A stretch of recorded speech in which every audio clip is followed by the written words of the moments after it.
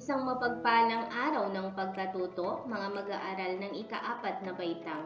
Ako ang inyong guro sa pagkatuto sa ESP4, Madam Marilyn Gutierrez, ang inyong gabay sa araling ito. Ang ating aralin sa araw na ito ay tungkol sa katotohanan pagninilay-nilayan ko. Bago natin simulan ang ating aralin ngayong araw, ay nais ko lamang tiyakin ang inyong kahandaan.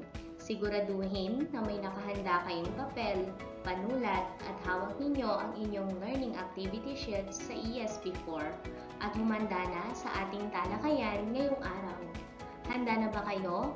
Simulan na natin. Ito ang mga kasanayan at pamantayang pampagkatuto.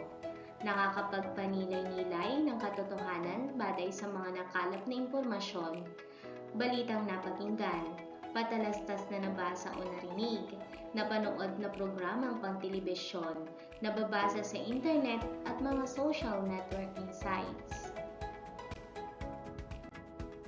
Ang pagninilay-nilay ay paraan upang matimbang ang katotohanan sa hindi.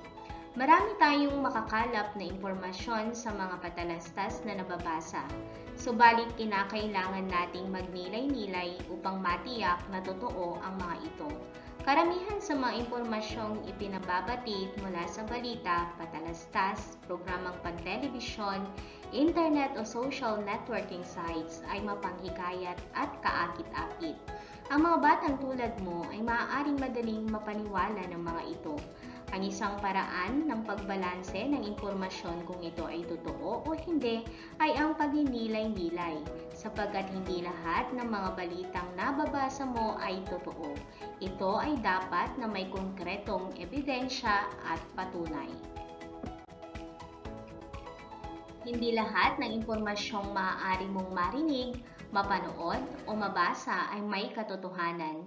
Iba-iba ang layunin ng mga taong nagbibigay ng impormasyon, kaya't hindi lahat ng katotohanan ay inilalantad. Ang katotohanan sa likod ng pagbibigay ng impormasyong ito ang kailangan mong matuklasan. Kailangan mong mapag-aralan ang mga impormasyong mula sa balita, patalastas, programang pantelebisyon, nababasa sa internet at mga social networking sites.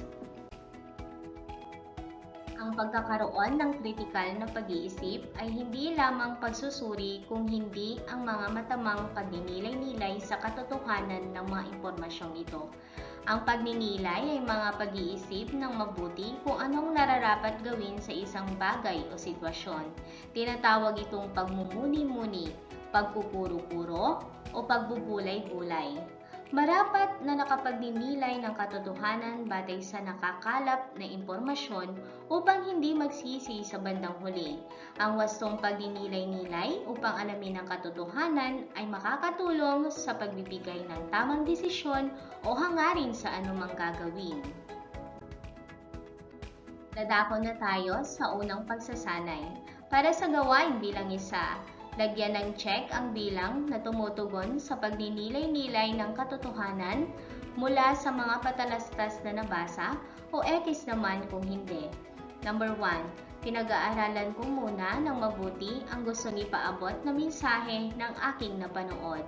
Number 2. Tinatangkilik ko ang mga produkto dahil sa magandang patalastas nito sa telebisyon.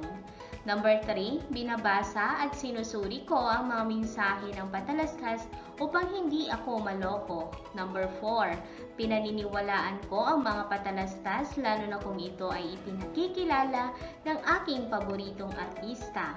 Number 5, naikukumpara ko ang totoo sa hindi totoong sinasabi ng patalastas. Ito ang mga kasagutan sa unang pagsasanay. Number 1, check. Number 2, X. Number 3, check. Number 4, X. Number 5, check. Nakuha ba ninyong lahat, mga bata? Magaling!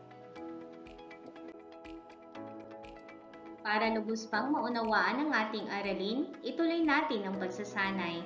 Para sa gawain bilang 2, basahin mabuti ang sitwasyon at sagutin ang hinihiling. Araw ng linggo, niyaya ka ng nanay mo upang mag-grocery. Tuwang-tuwa ka dahil nais mong bilhin ang paborito mong biskwit. Pagdating ninyo sa grocery store, agad kang kumuha ng 2 supot nito. Ngunit nakita mo ang katabi nito ang bagong biskwit na iniendorso ng paborito mong artista sa mga patalastas sa mall at pahayagan. Nais mong palitan ang kinuha mong biskwit. Ano-ano ang inyong mga dapat tandaan sa pagsusuri ng patalastas na nabasa? Magbigay ng 3.